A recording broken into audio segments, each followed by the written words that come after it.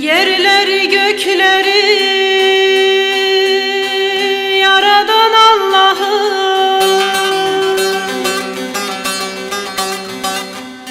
yavrularım sana emanet olsun.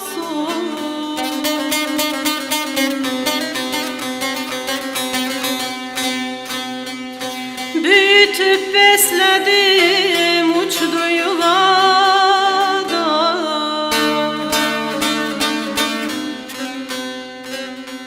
yavrularım sana emanet olsun.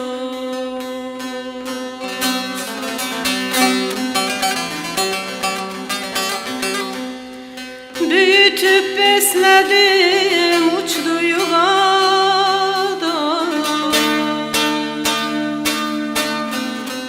yavrularım sana emanet olsun.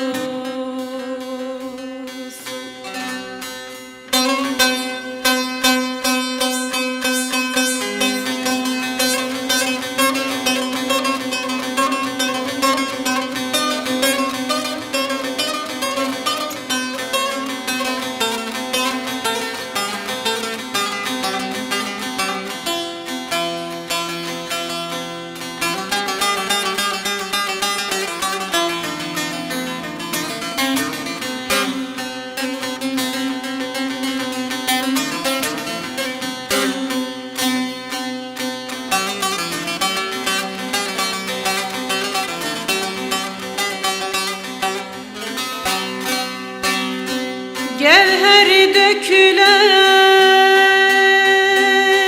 inciler gibi,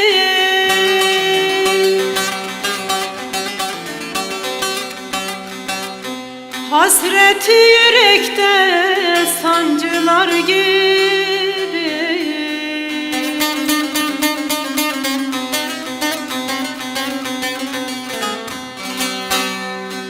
İlkbahardan açmış goncalar gibi,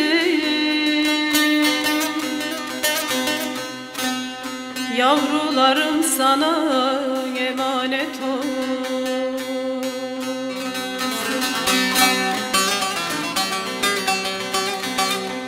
İlkbahardan açmış goncalar gibi,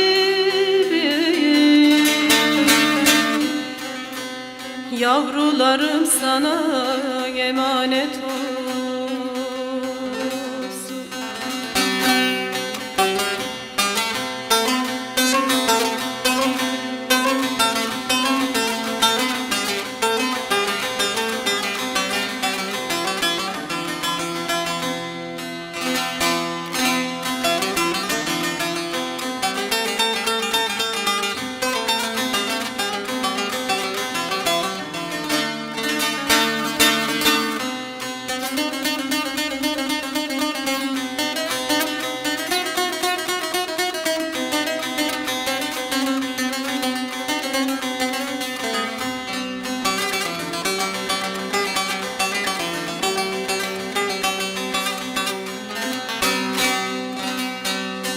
Yaradan Allah'a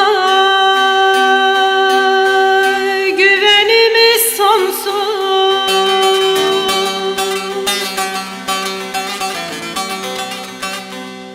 Naciyem de hayattan olamaz sensiz.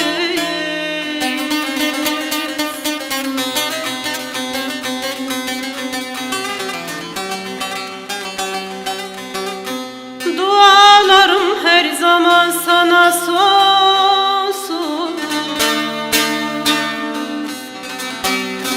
Yavrularım sana emanet olsun.